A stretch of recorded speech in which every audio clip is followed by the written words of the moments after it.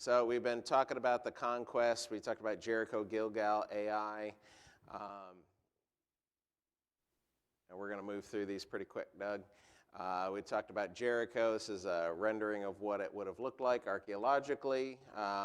We covered it several times, so we're moving on to the next slide. This is a picture from the excavations at Jericho. In the red circle is a man. You can see the steep revetment wall or retaining wall, and then the mud brick walls on top, which is what fell down flat. So if you go to the next slide, here's a rendering of what the excavations look like. The revetment or retaining wall is still in place. You saw that man standing there. Those did not fall down flat. Wouldn't have helped the Israelites if they had, because there's nothing but dirt behind it. That's the mud brick walls that fell down, created the ramp in there. That's what they found all the way around the city as they excavated. So go to the next one.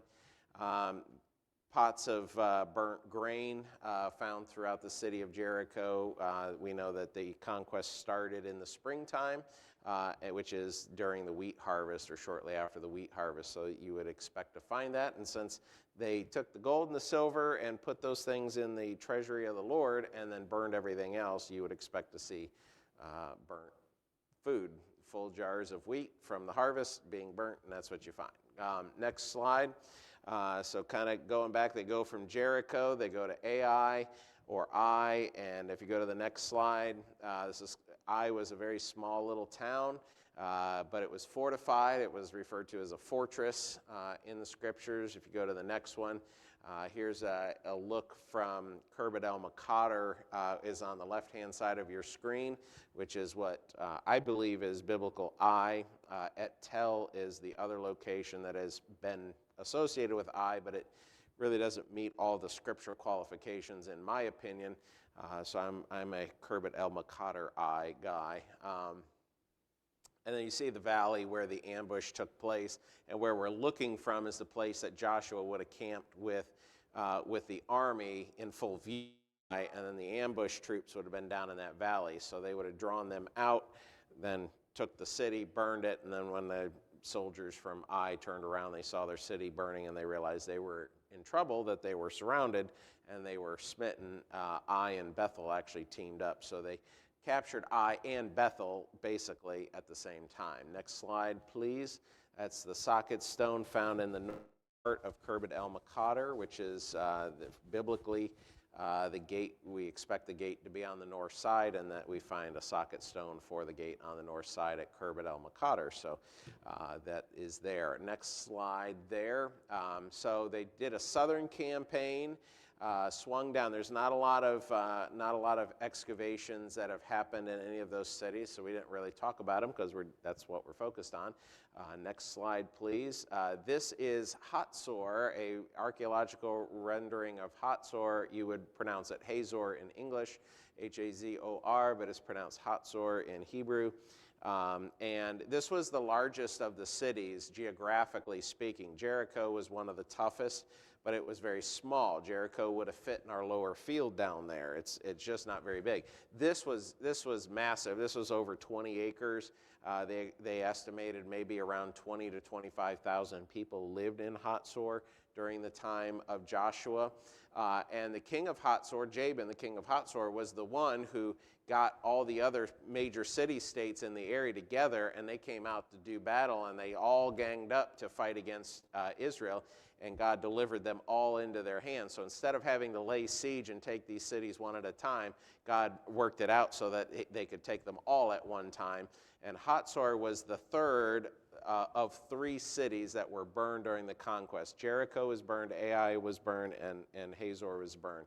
And so next slide shows you an aerial view of the tell where Hatzor was. Hatzor was rebuilt and destroyed again, and rebuilt and destroyed again several times. And so there's multiple layers to this city, but you can see it's a well-fortified, well-defensed city, and they left that defensive position to go fight out in the fields, and that was a tactical error on their part. Not that their walls would have protected them from God, but from a tactical standpoint, the city would have been a safer place. Next slide, please. This is from the archaeological digs at Hatzor. This is actually, I think, not from the time of Joshua. I think this is from the time of after Solomon. And if you go to the next slide, I think we saw, okay, so the Amarna letters, which are letters that were written by the kings of the Levant, Canaan, to Pharaoh, Akhenaten, who was the Pharaoh at the time of the conquest. And they were writing and they were complaining about a nomadic group of people called the Habiru invading the land and taking over everything.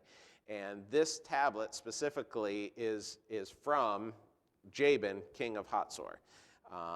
And he's complaining about the Habiru as well. And he's wanting Pharaoh, because they have treaties with Pharaoh, they have treaties with Egypt, they want Egypt to come help them.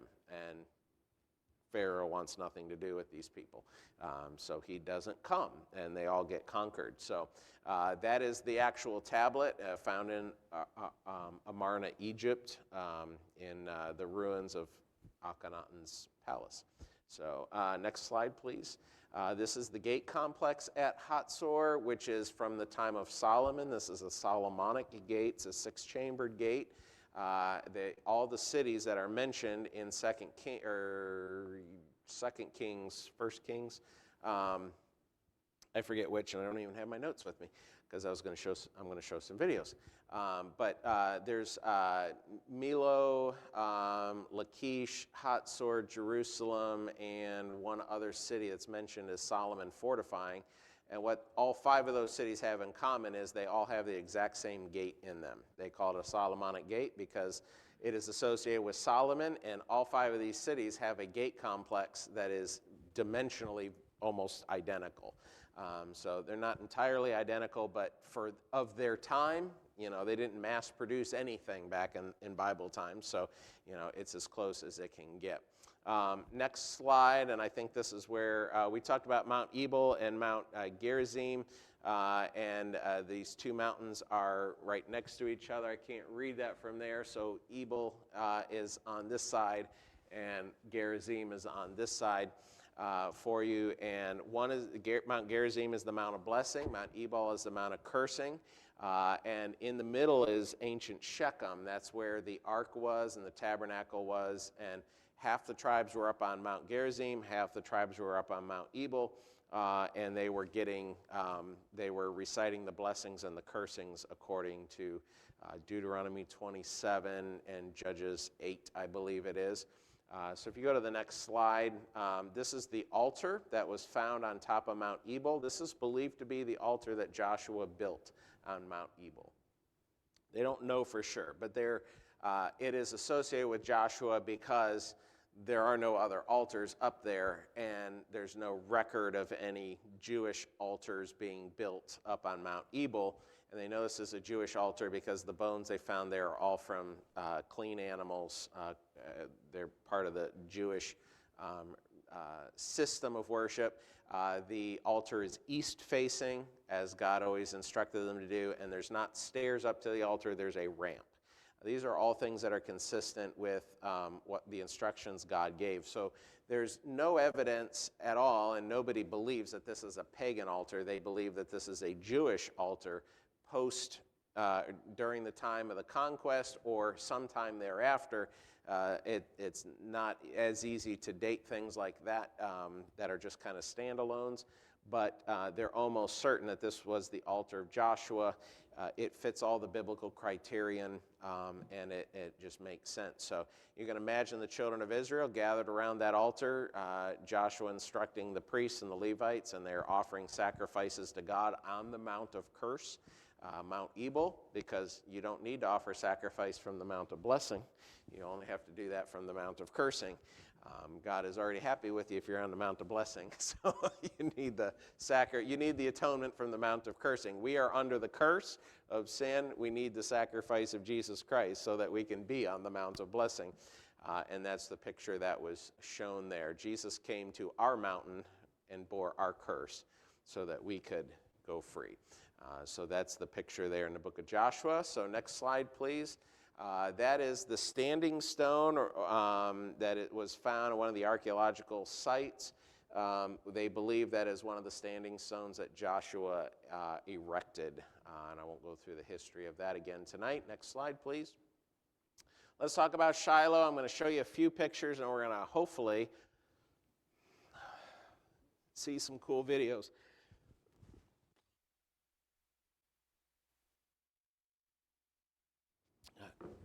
3 pounds of drywall dust in my lungs. So this map just kind of tells you where Shiloh is located. It's very centrally located in Israel.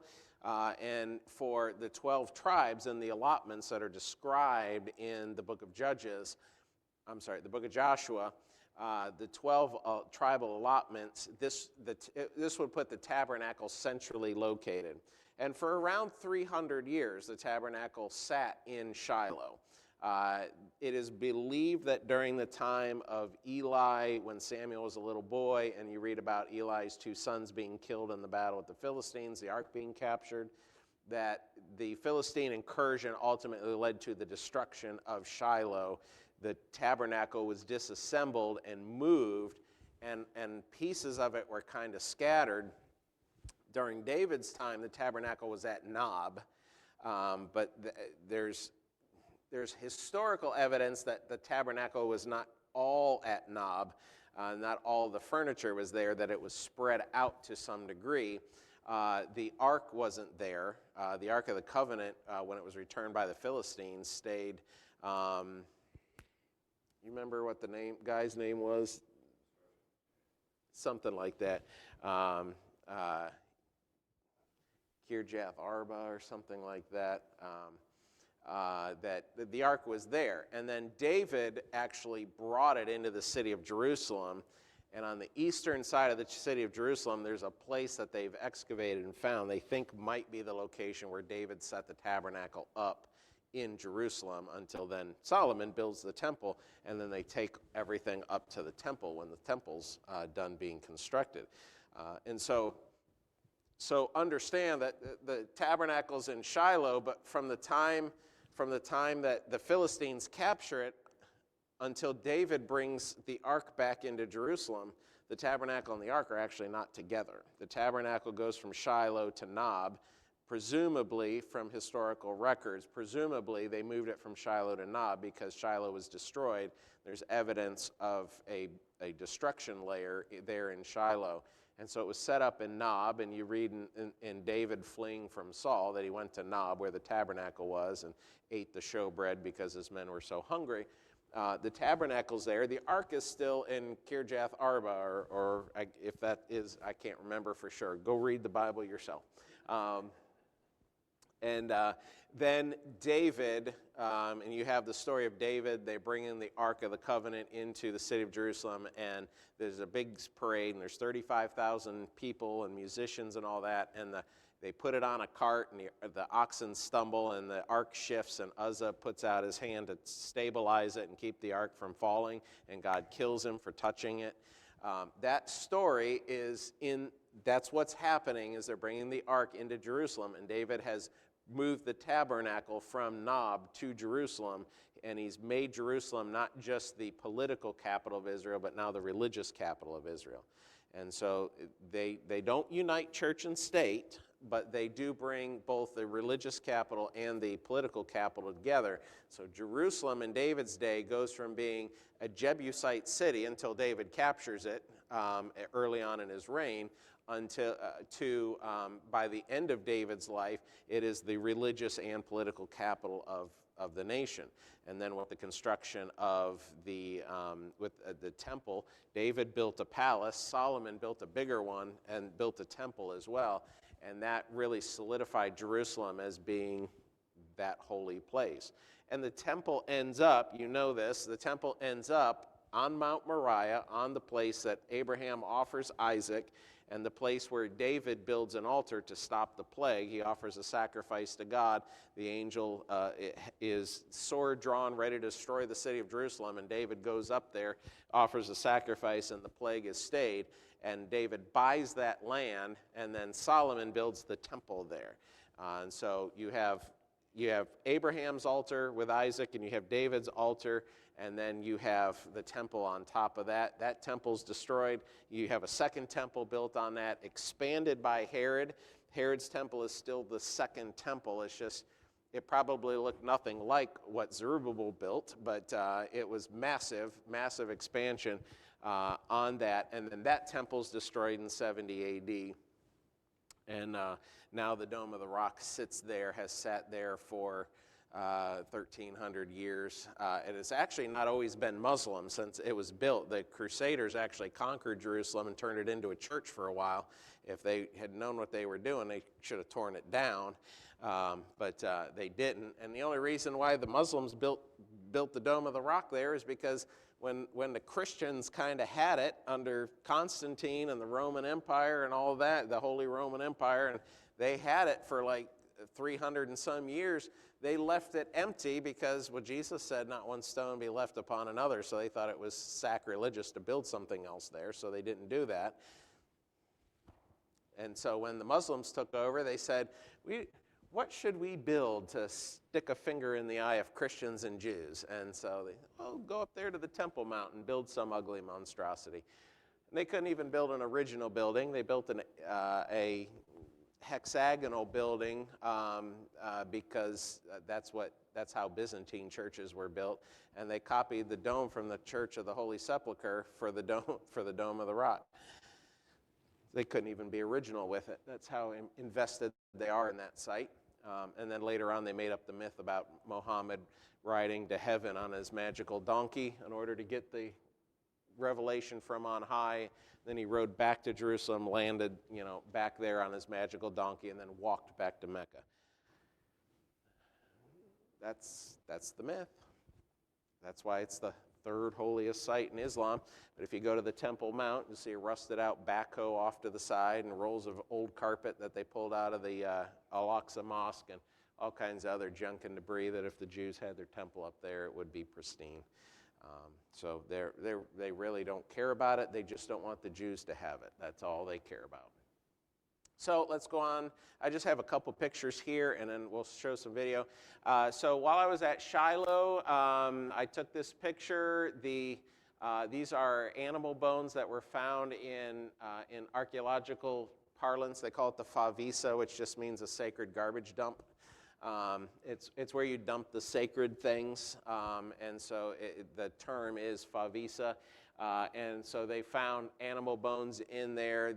They are like 98% clean animal bones that would be from sacrificial animals, and they find them in the proportion that you would expect, because a certain portion of some of the animals were the priest's portion, and so you get, for every every 3 right sides, you have 2 left sides or something like that. I can never keep it straight. I don't have to worry about the sacrificial system. My sacrifice has already been made, amen? And so these are bones that they were pulling out, and the gentleman who all you can see is his belly sitting there, he is the zoologist, anthropologist, I don't know what his title is. He's a really smart guy, and he can just look at the bone and tell you what animal it's from, and then, then he figures out if it's left side, right side, which toe, which whatever.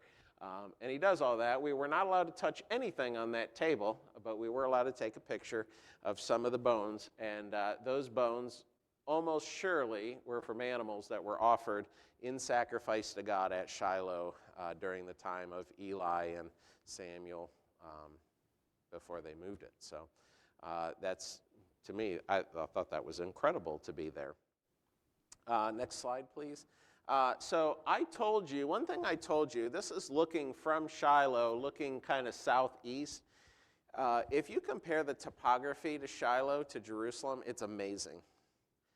I'll show you a video or kind of do a panoramic thing. Picture this being the Mount of Olives, and there's a road that goes back to Bethlehem that cuts right through it in almost the exact same spot. When you go to Jerusalem, you have the Mount of Olives, and there's a road that cuts around and it goes down to Bethlehem. Here, you have a mountain running across here, or hill on the other side, valley in between, just like in Jerusalem, a valley on this side, just like in Jerusalem, and this road goes off into the distance. when the Bible talks about Eli sitting in the gate and seeing the runner come running up, he was running up this road. This is the road that goes to Shiloh, and it's the same road that's been there. I mean, they paved it since then. It's not Columbus. They actually take care of the roads. But you know, the modern roads just follow the ancient roads. The ancient roads are put into very smart places, and so a lot of the modern roads are just following where the ancient roads were. That's where the ancient road was. So you can imagine yourself sitting there, and Eli is seeing somebody coming running in the distance, and that's the road he would have been running up on there in Shiloh. Let's go to the next one real quick. That was the last one. I only had 3 slides.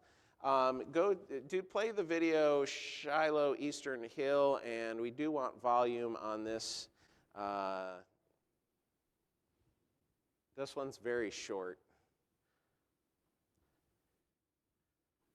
They're self-explanatory. The person we're with that is doing all the talking is Dr. Scott Stripling, who is the lead archaeologist at Shiloh, which is the largest archaeological dig in Israel.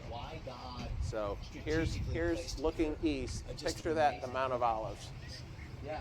It's a good The visual. topography is almost identical. You'd be standing at the temple, but here we're standing in there. See why God It's just incredible strategically placed him here. Just an amazing how they mirror each other that way. It's a good visual. Somebody pointed that out, and I was like, oh, you're right. No wonder this felt so familiar, because we had just spent 3 days in Jerusalem. So go ahead and X that one out, and then pick another one that says Shiloh on it. Just tell me which one it is. Okay, so this is the gate area where Eli, and you got to walk everywhere, and it's always uphill. And spend 7 days there, and we'll walk 7 miles a day. Every step is having a uphill. fight, some of the common misconceptions. Oh, I mean, you know, there's opinions are everywhere, but Scott Stripling. and listen, originally it's possible that the Mishkan may have been there as a tent. It may have moved around Shiloh. Good point. I don't think they had to keep it in one spot. Good point. Because really, you're operating a sacrificial system. The stench and there's just hygienic issues. I thought maybe it was there, maybe it was there, moved around Shiloh until they built a permanent location. So I can't say that it wasn't there, but it seems a little illogical to me. Sure. Okay, so you can, there was a huge terrace here when we started that we've excavated through, and now we come all the way down, and you can see what we've revealed. This large wall, Bronze Age wall, these pillars that are parallel to it, and I think this is see the wall down here? So you have a gate, an outer gate chamber that connects then to an inner gate chamber over here. So when the Bible's talking about the gate of Shiloh, this very well may be that gate. That's what it seems to me. And then your further surmising would be that this would be where Eli would have sat looking for the message coming from. Yeah, there's actually like a throne inside the inner chamber there that looks right out at the road. Okay. And the runner was coming from the west, so it seems to fit very nicely with the biblical text. Yeah. It was a surprise to us. We all expected that the gate would be on the south side because it was a gradual approach. Sure. But the only problem that bothered me was that the water's here. So some kind of a gate on the north, I thought, because why would they carry water every day all the way around the side?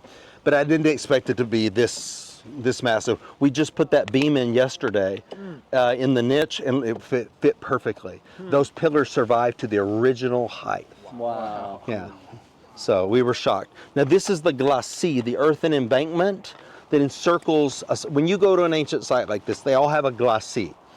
So that's a 35-degree slope. So an enemy cannot undermine the foundation of your wall.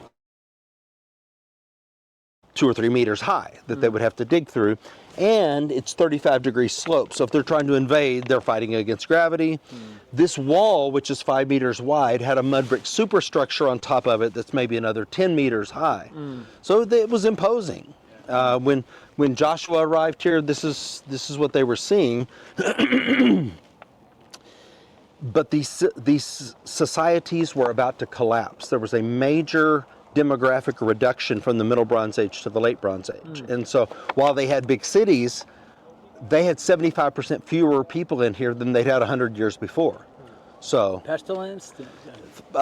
climate change. So we have had about every 400 years we've had cyclical climate change.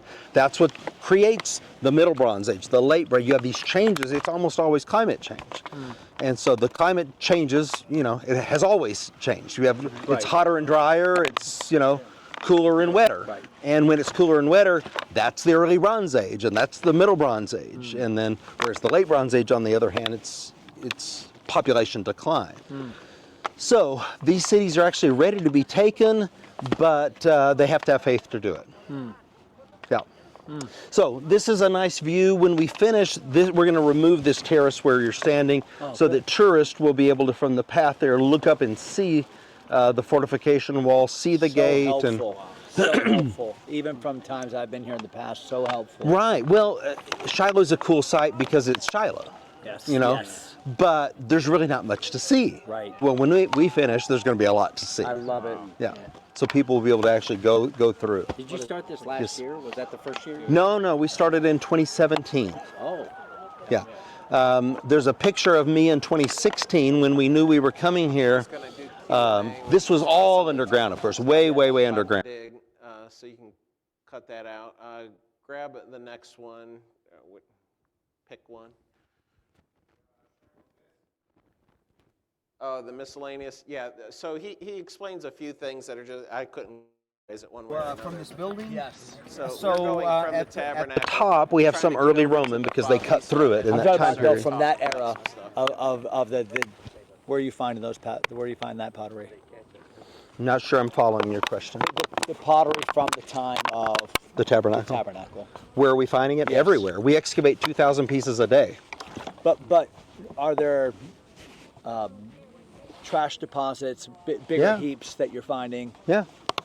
So it's and it's tied to, like, in proximity to the proposed site of the tabernacle. Are you finding certain dumping spots? It's not, yes, but it's everywhere. Okay. every single inch has a piece of pottery in it. Wow. There's pottery everywhere. 2,000 pieces a day. Wow. Yeah. So Wow. you just can't believe the amount of. You're welcome to stay and wash it in a few minutes if you want. It's holy pottery. You should wash it. Okay. Wow. They're also evidence on the hillsides and when people came here to worship. Okay. All over the hill. Well, anecdotal evidence. You read that in the Seder Olam, for example, that people who ate the sacred, their sacrificial meals, had to have the tabernacle in view when they did that. So it's surmised that here is where people would be, camping, sitting, whatever. Closer to the water too. The locals, yeah, that's right. The locals will tell you. I haven't checked it myself, and I don't know that it's provable, but that there's a lot of Iron Age 1 pottery on these hills on this, but on the other side there's none. Oh. But again, that's anecdotal. No, it's interesting. Yeah, That would stand to reason. yeah. But just know that it's not proved. That's just something that people say, and it might be true.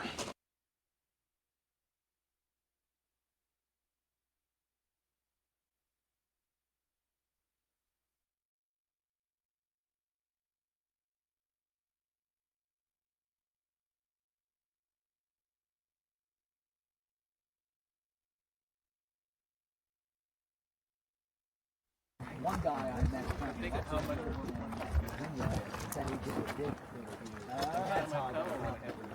Okay. I forget his name. So if you guys stay there, I'll point this out to you. This is, you see the width of this wall is 1.2 meters. The corner is way over there. That dip is because in the early Roman period they cut through it. Okay. But so that's the corner over there. I'm standing on this substantial wall. This is from the tabernacle period. It comes out over here, so the wall keeps going. I see it, yeah. And so, excuse me, let me get by you. So you see it come out here, and it continues all the way across. So if you do the math, we're projecting this is 25 meters long. That's really big, 12 and a half meters wide. Well, that's the dimensions given in the Bible for the tabernacle. And it's from that time period. And it survives. From over there, you can probably see how much of that has survived to a very, very great height. So this is the southern wall. That's the western wall across the back. This wall in the middle is from a later phase. So kind of just in your mind, you got to take that wall out of there. And then the southern wall. The back wall is which wall now, John? The western wall. This right here, this close one.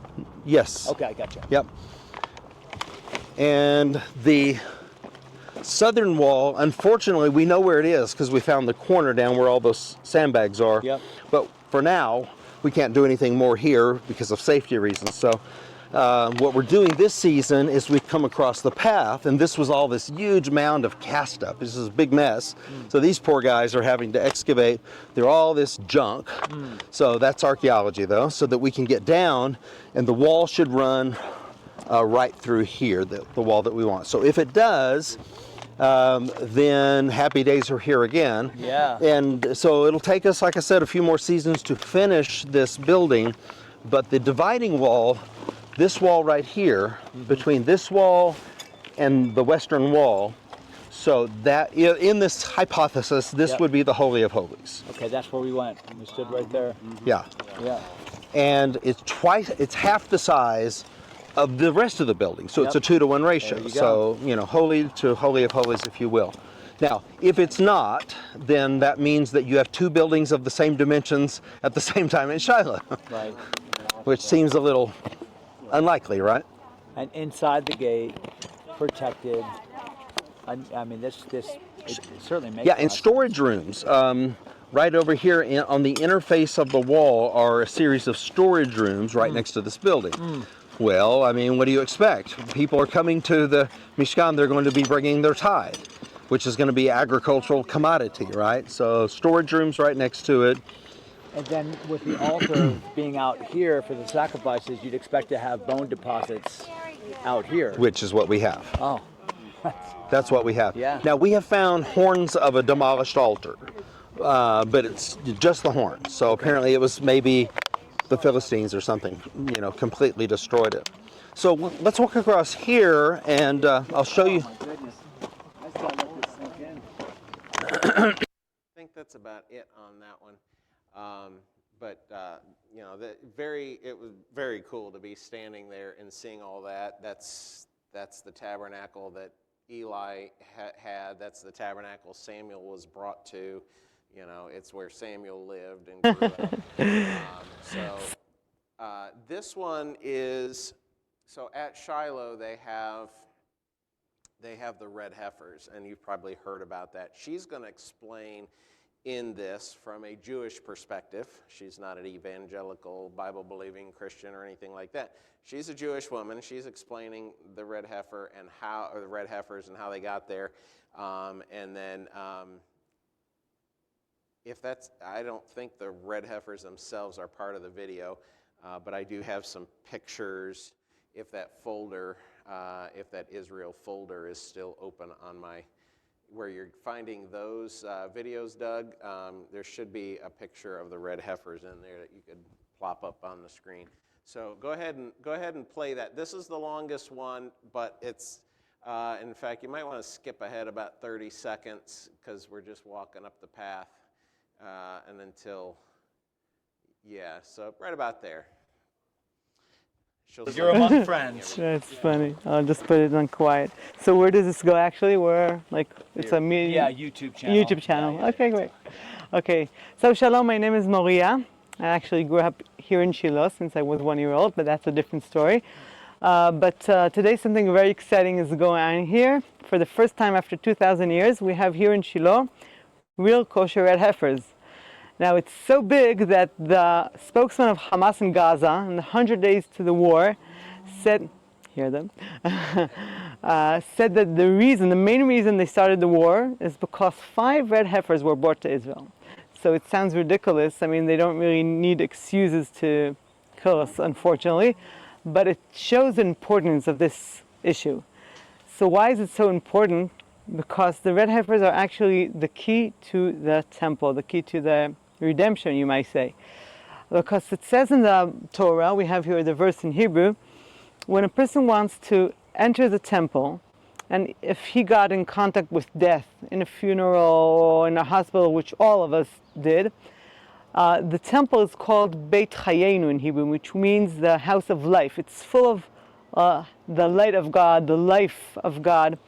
And if you got in contact with, I got in contact with death, something from my life it went down, and I have to go through a process to get in contact again with life and to be able to enter the house of God.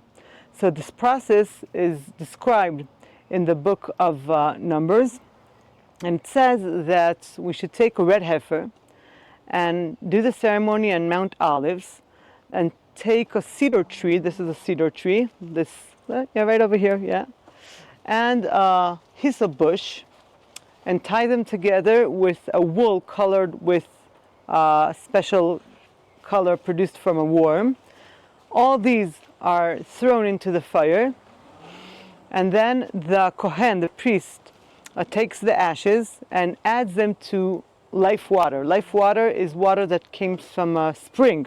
So it's actually taking the source of life, which is water, mixing it with the source of death, which is the ashes, and this together becomes the purifying water. It's a lot of secrets which we don't understand, but it's in the Bible, so we believe it. So then you see here the picture. The priest used to take 3 branches of hyssop, which is considered to be the purifying bush, and sprinkles on the family that wants to come to the temple. He does that on the 3rd day, since they get detached from the impure, and on the 7th day, then they go to a ritual bath, a mikveh, and then they can enter the house of God. So all this process, it's not from today to tomorrow to enter the house of God. They went all through all this process. So that means that if we want the temple, we need the red heifer.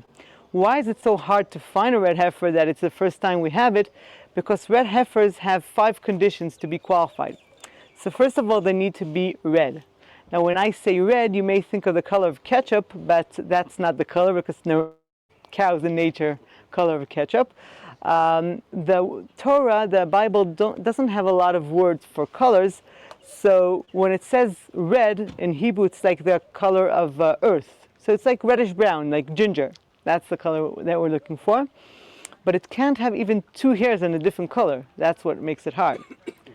And then it has to have no blemish. Now, all cows that are born today are immediately tagged, so that makes it complicated. And it has to be at least 2 years old.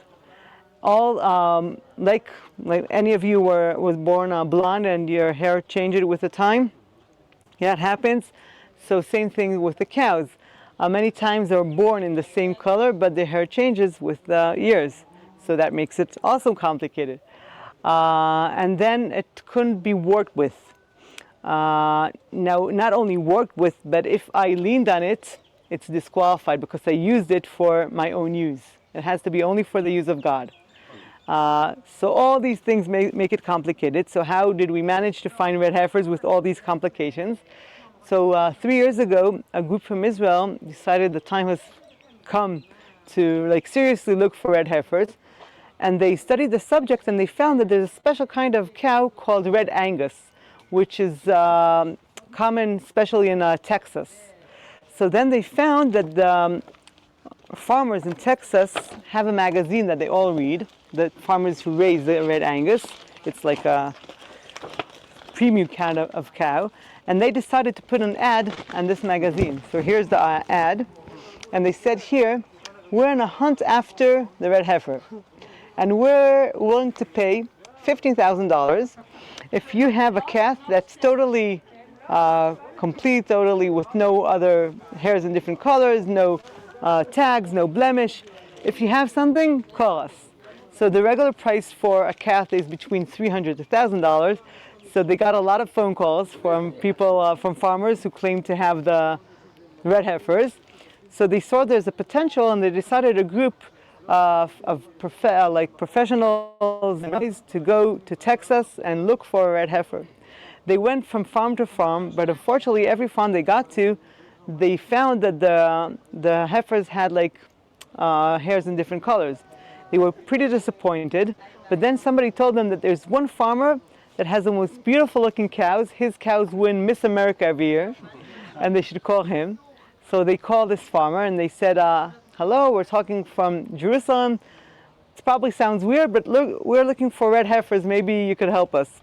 So the guys say, no, it's not weird for me. I know everything about the red heifers. Not only that, when I decided to raise cattle 30 years ago, I chose the red Angus because I thought maybe one day my cows will serve in the temple. So you're very welcome to come and see my cows. So they went to his farm. Here, picture of the farmers and the Israelis together, checking like the heifers here. And on this farm, they were able to find 3 calves that were totally perfect. And how come they weren't tagged was a miracle, because it was the end of COVID, and the guy that was supposed to tag was sick for a while. So all the calves that were born at that time had no tags. So we said maybe that's the reason for COVID. I don't know. Find that one. Anyway, later on a different farm, they found 2 more calves, and now they had 5 perfect red heifers that were needed to be brought to Israel. But they had a new problem. It's forbidding to bring live cattle from the United States to Israel. So after many phone calls to governments on both sides, they got special permission to bring these calves as pets. So on a regular passenger airplane, first floor, passenger, luggage area, 5 red heifers in pet containers. And they were brought to a farm in the north. And after a year and a half, they decided to bring them here to Shiloh, because this is a place where the tabernacle has been. This is a place where the red heifer were used back in history. And this is a place that we could have visitors to come and see them and learn and acknowledge this special commandment that's mentioned in the Bible. And all these years wasn't like nobody dealt with it. And that's the idea, to have your visitor center and to breed some of them. Some of them got disqualified. Some of them had like grew hair in different colors with the time. So the ones that got disqualified, we're planning to breed and have here the visitor center and having a small herd of red heifers here in Israel. So when God decides it's the right time, we are ready. So let's go and see them. And then if you have any questions. All right. And then I think if you see a picture of brown cows in there, that's the picture. So we got to actually see them, not touch them. All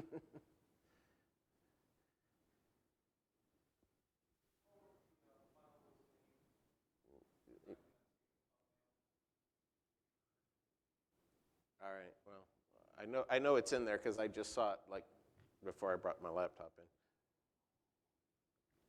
I didn't rename any of the pictures, so they still have the weird tag that the phone gives it on there. But just change it to giant thumbnails. There we go. So those are the red heifers that were brought over from Texas. Passenger flight that was, heard cows mooing underneath them. Probably wondered what in the world was going on. But that, as she explained, it's a very important part of them reinitiating the temple. They can build the temple, but if they don't go through the ceremony to be pure, then nobody can go in. So they got a priest to go in and everyone else to go in. Anybody who's been near a dead body, which we all do from time to time at a funeral or and things like that. So that's Shiloh as it is today and what they're doing there, and hopefully that gives you a good idea of just some of that stuff. So that's gonna be it for our evidence of the Conquest show and tell period. And so we did Jericho, Ai, Hatzor, and now Shiloh. So hopefully those have been a blessing.